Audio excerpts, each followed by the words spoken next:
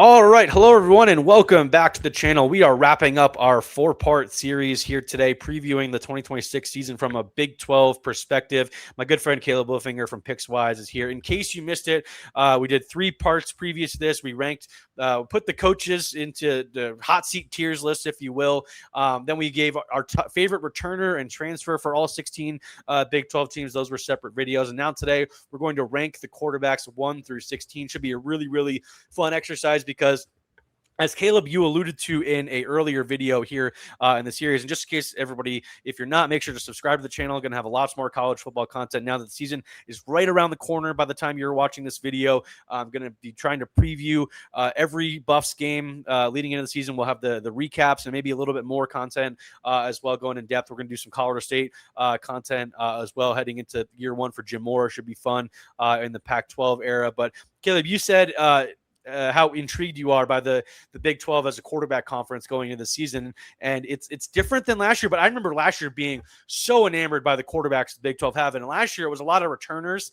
It was 8 or 9 returning starters in the Big 12 that really defined the conference. A lot of guys that are no longer in the league, but had great seasons last year. Whether it was Josh Hoover, who kind of elevated up to Indiana. I'm trying to think of some other guys that we had last year. Whether it was like a Baron Morton, who was a little bit underwhelming, but guys kind of that mold. Trying to think who else. Sawyer Robertson, another guy I was high on this time last year at Baylor, but it's a little bit different this year with a lot of incoming transfers, a lot of guys making the jump up. Now there's a clear 4 or 5 guys, I think, at the top of the conference, and most of them are returning guys in the conference, but I won't spoil it, or we'll get to the spoilers here. I've got the graphic here as we have had for every video. Here's my rankings 1 through 12. This was a series I did in print in online in denvergazette.com throughout the month of June. So those of you who read my content over there will have already seen this list, but Caleb, want to get your takes on this list as a whole as well. We'll cover Julian Lewis throughout this video and heading into his first full year as a starter at Colorado. But Caleb, where do you want to start looking at the list here of Big 12 quarterbacks 1 through 16? I think that the top 3 is a little bit is above, has created some separation from the we have the exact same top 3. You send me your list to kind of 1 through 16 to look at. We have the exact same top 3 in the same order, and 3 guys we really, really like for various reasons.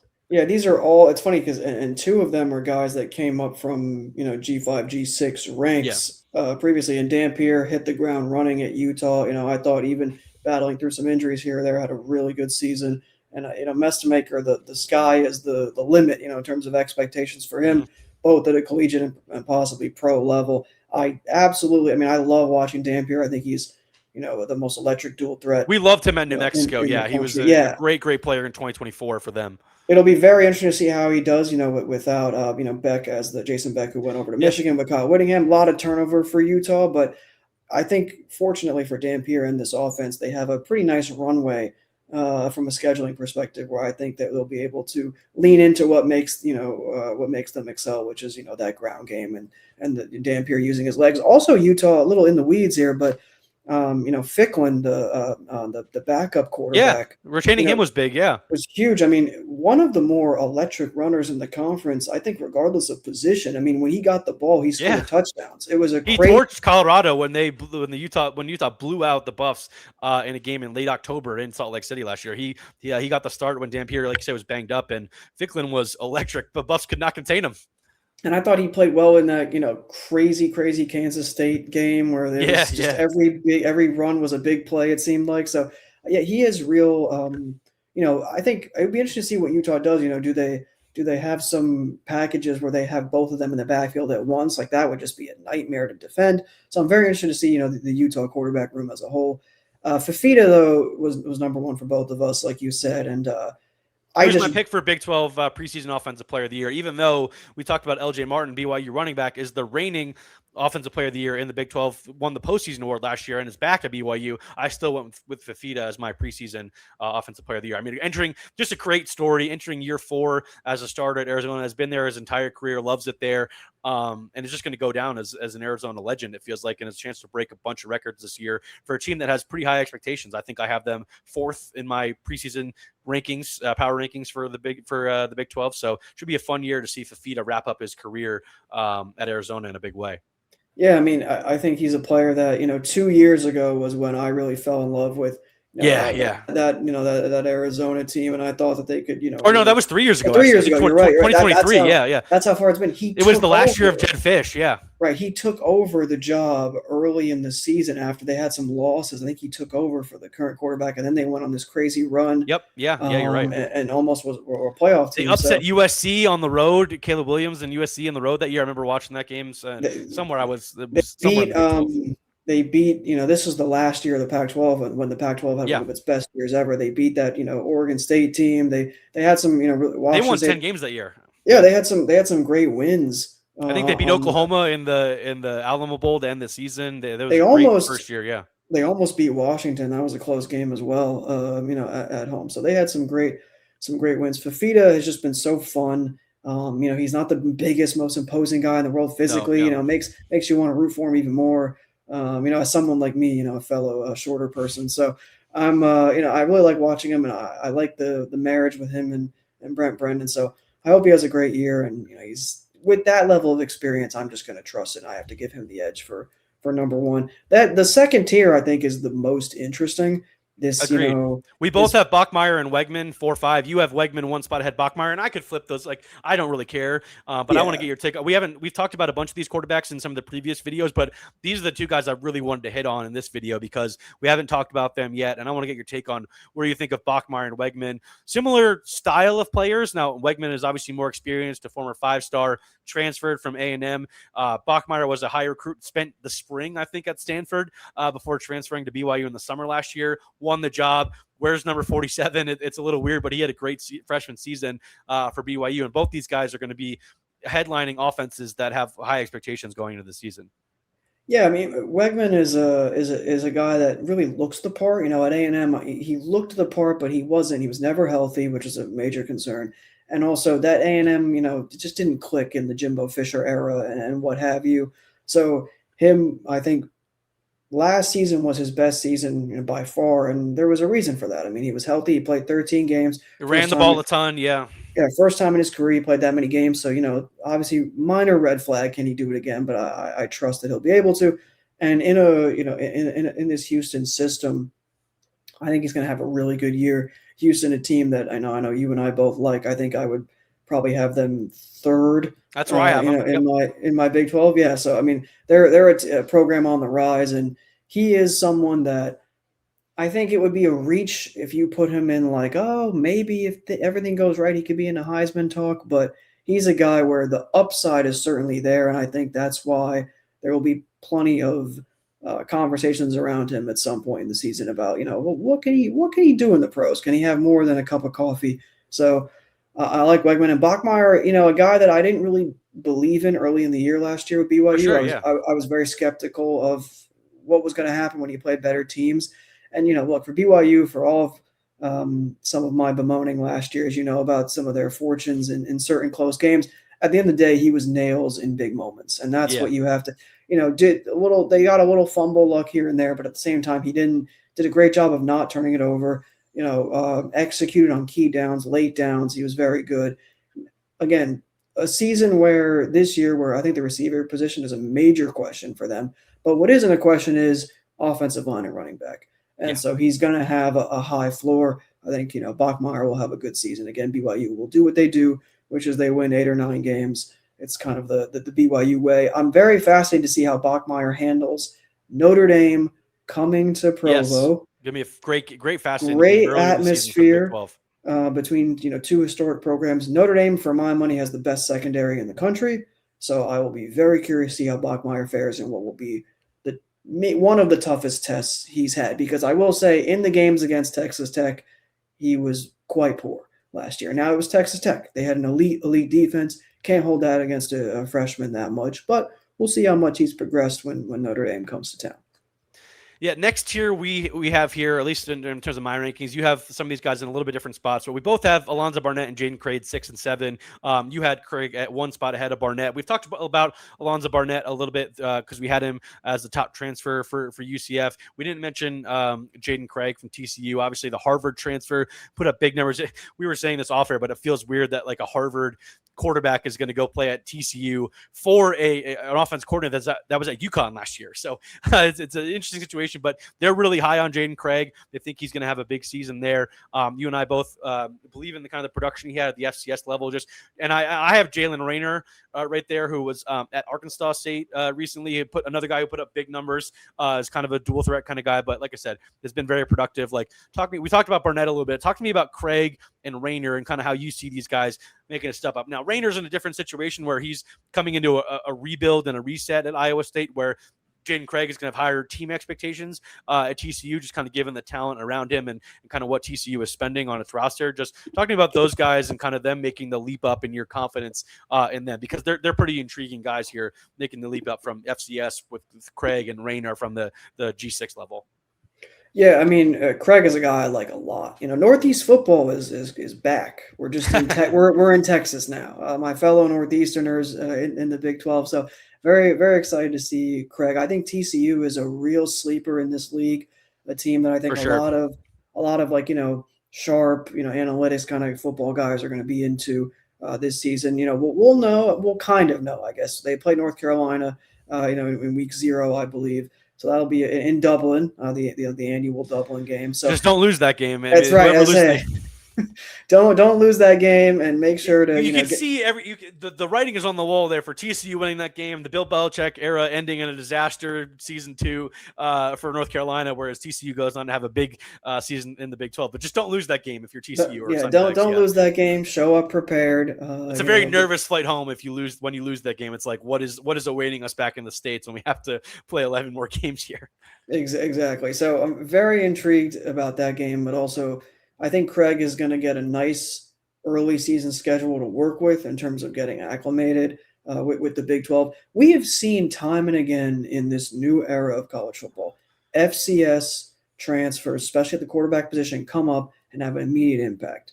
And when you're playing for a team like Harvard, who was very good last year in the FCS, this is not like you're playing for a low-level team. Harvard's a good Ivy League team. They have been for a while. Harvard and Yale are both the stalwarts of the Ivy. So they've been very good. I trust that his production will be good. And UConn, the OC coming over from UConn had a very good year last year. Yep. This is an interesting pairing for, and at the end of the day, Sonny Dykes' offenses, their floors for their quarterbacks are very high.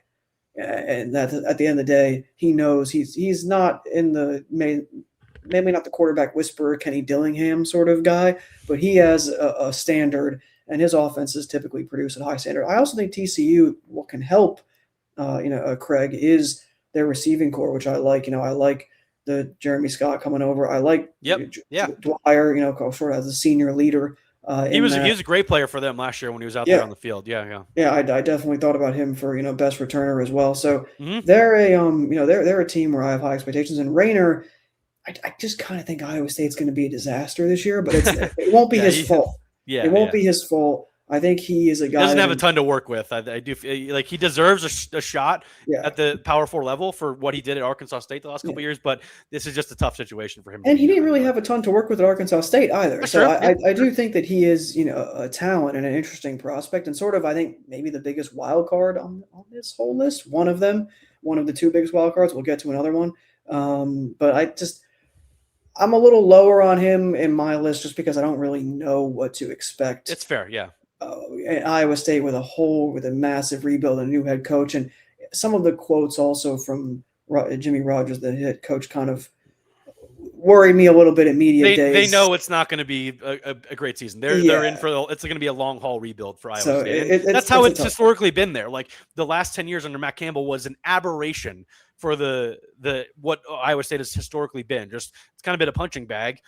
It's the second biggest program in a very small state, like that doesn't produce a ton of talent. So it's just going to be a tough year, I think, for Iowa State for sure. But you have DJ Lagway and Avery Johnson ahead of him. I could easily see that being that way. And we've talked about Lagway a little bit in the coaching tiers video, because we talked a lot about Aranda as the real guy on the hot seat. We talked about Avery Johnson in the returners video because of his the connection with Colin Klein coming back and them trying to get the most out of him. So we've buried the lead a little bit here for the listeners or the people who've watched the channel here, that my Buffs fans, that viewers.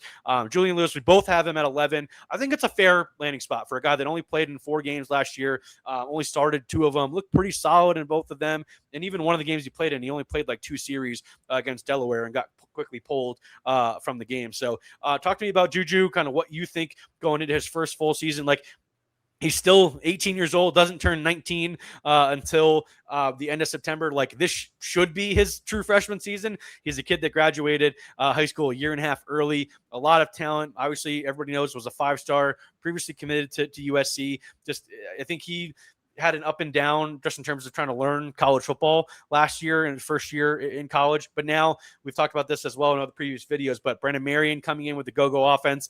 Even though JuJu is not the most mobile quarterback, that's not really a requirement for the go-go offense. You just kind of need to kind of be a facilitator, and they've got a lot of talent at wide receiver. Like, how excited are you to see what JuJu can do now here in his first full season of college in a really, really fun college offense with a bunch of weapons at his disposal? The offensive line obviously is a question mark, but that has not really hindered Brandon Marion offenses in the past either. So it feels like there's a way for him to have a big redshirt freshman season here for JuJu. Yeah.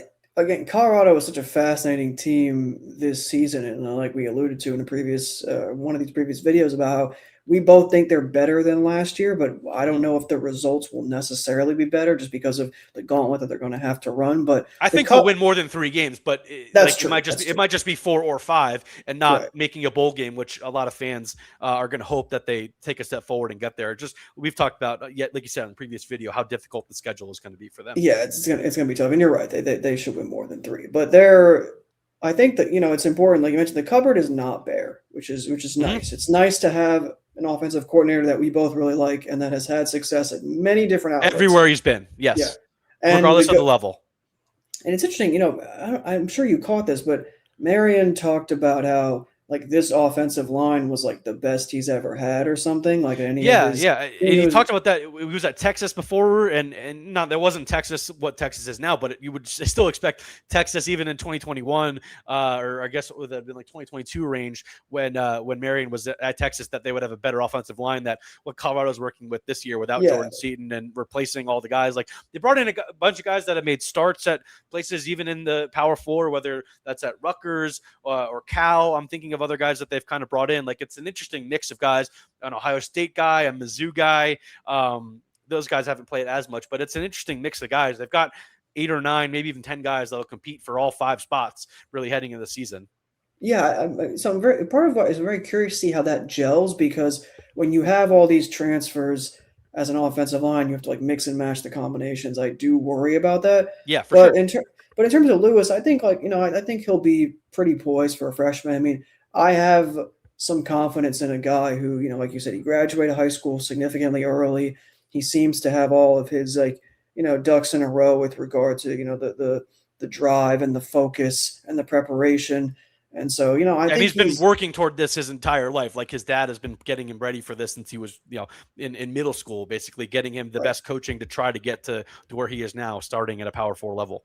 Right. And so I think that, and again, when you have the weapons and you have an offensive coordinator who's a steady hand and has elevated every offense he's been at, I think that the expectation should be fairly decent for Colorado. I just think if you're a Colorado fan, you have to have a measured expectations because of the, like we alluded to with the schedule and whatnot and all of the new pieces.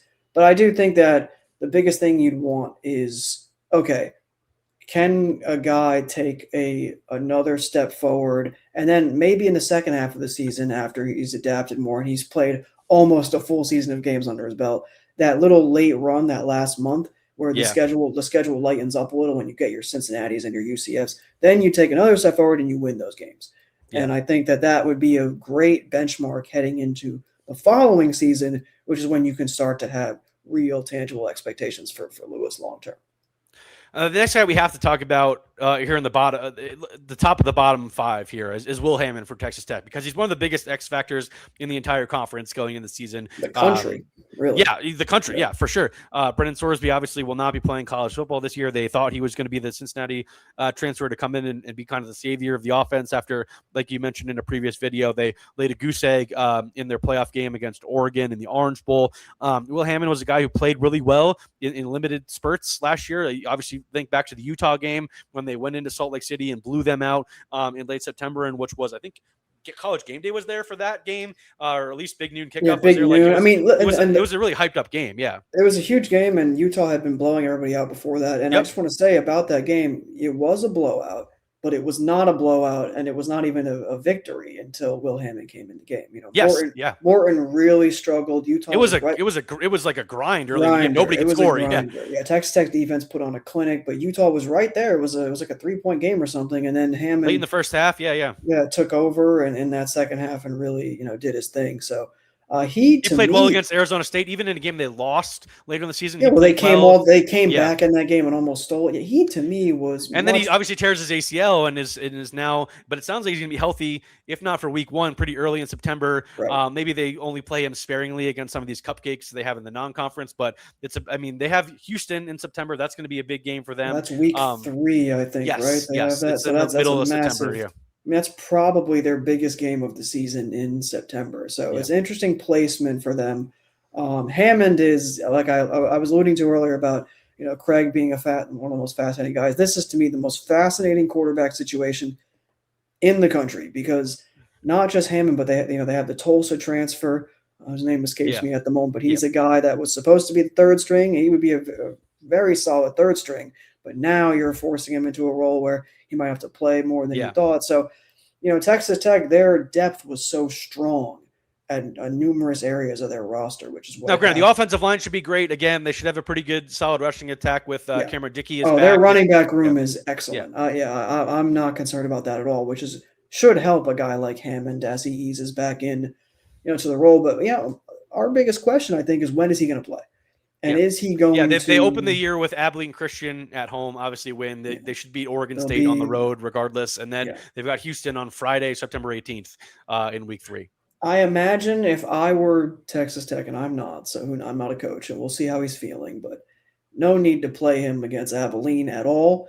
And then, we'll see about the Oregon State game, just as more of a tune-up, I think could be useful before you play, a really good team in Houston. But after that, there are even points in this schedule where I don't. Well, then they play Sam Houston State to wrap up the non-conference, and then they go at Colorado and host Arizona State at Cincinnati, and then their next really big game is home against Arizona on Halloween.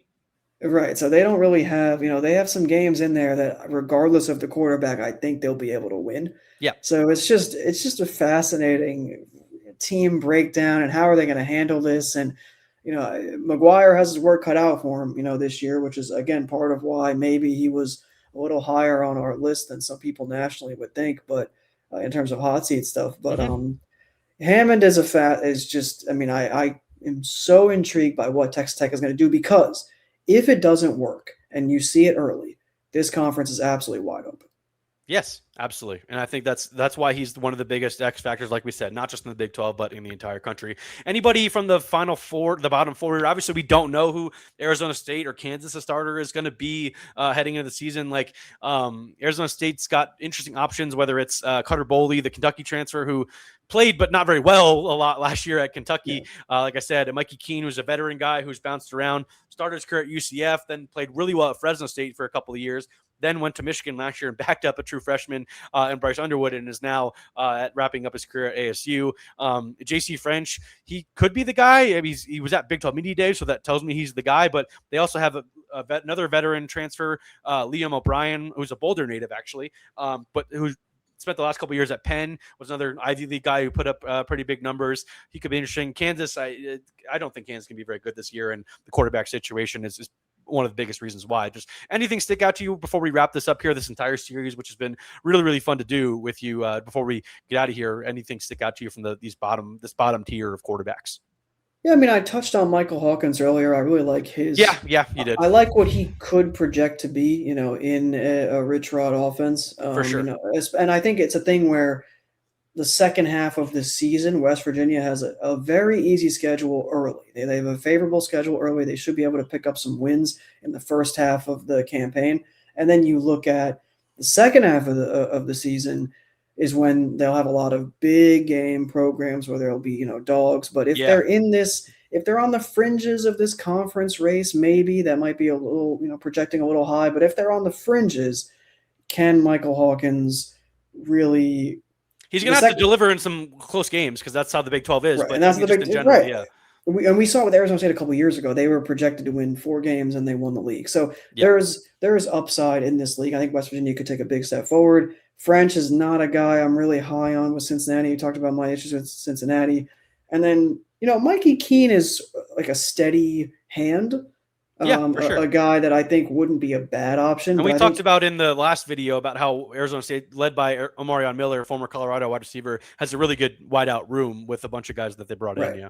So I think that could be interesting. But, a lot of these guys in this bottom tier, the reason that they're there is just because of the quality of quarterback from 1 through 12, in my opinion. So we'll see how it goes. I mean, look, I don't think there are no wrong answers in this league besides maybe Iowa State.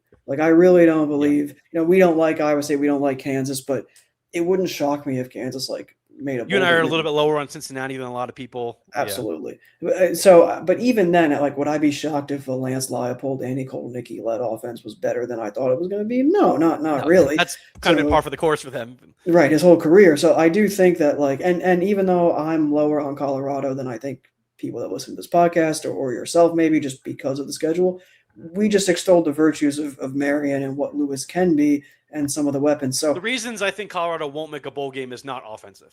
Right. That is a huge issue that we didn't really touch on, but yes. So we didn't really touch on the defenses because it's the Big 12. We like to talk offense and offense. Yeah, absolutely. Right. But Colorado's going to be in a lot of games this year where it's both teams are in the 30s. I'll say that. But that's the thing is that we talk about offense because the Big 12 is America's conference. Plenty of points. Give me high scoring close games. And so then we just ignore the defense. We just don't talk about it. We don't talk about it. It doesn't matter. Texas Tech, sure, they can have their defense. That's fine. BYU's gonna have a great defense. Whatever. But. Yeah, of course. And UCF, I think. Yeah. To a huge. So there's some stuff there, but yeah, quarterback conference. I think overall on a high level, what I said at the top, this is the most fun quarterback league in the country. I really believe that, and. There's no quarterback, there's only a handful on this list where I'm like, I'm not really interested in watching. Even the guys that are low on our list. I want to watch Michael Hawkins. We both have him, 13th or 14th. I'm interested in whatever Arizona State does because maybe Dillingham, proves me wrong again. I could see any outcome for an Arizona State, and I could see any outcome for Texas Tech. We know that's going to be fascinating. So can't wait. Yeah, and these rankings could be very different at the end of the year too. This is preseason rankings. For any Colorado fans, they're thinking, "Oh, why is Julian Lewis at 11 here?" I mean, it's mostly just because there's a lot of veteran quarterbacks with a lot of production in this league. But I would not be stunned at all if Julian Lewis was a top half quarterback in this league. If he's above a Jalen Rayner or even a DJ Lagway, or if one of the other transfers struggles, or even if Avery Johnson doesn't have the year we expect, Julian Lewis could absolutely be a top 8 quarterback. Right. It's the same for Will Hammond, a guy like that. If he is who we think he can be, or even Michael Hawkins, if, like I said, if West Virginia has a big year, any one of those 3 guys, I think more than any of the bottom 3 could really jump up. It's a deep league, a lot of veteran guys, but there's potential for some of the younger guys like JuJu Lewis to really take a step forward and put up big numbers in like we said, a really fun conference that favors quarterbacks. Yeah, and all of these quarterbacks have varying skill sets, which I think also makes it cool. There's no a lot of different offenses too. Right. There's no archetypal pro style guy. It's not I don't think this is a different example, but in the Big Ten, guys like Dante Moore and Julian Sayin are not drastically different from each other. Here, you get Jaden Mayava, Jaden Mayava's in that category too. You get all over the map. With these quarterbacks. So can't wait for Big 12 football. We're like a month away. So I couldn't be more excited. Much less than so when this video will be out. So, but when we're recording this, but much less though. We're really close to the season when everybody is gonna be watching this. Yeah, I mean, let the games begin. Put me in Dublin already. I'm looking forward to watching Jaden Craig and TCU.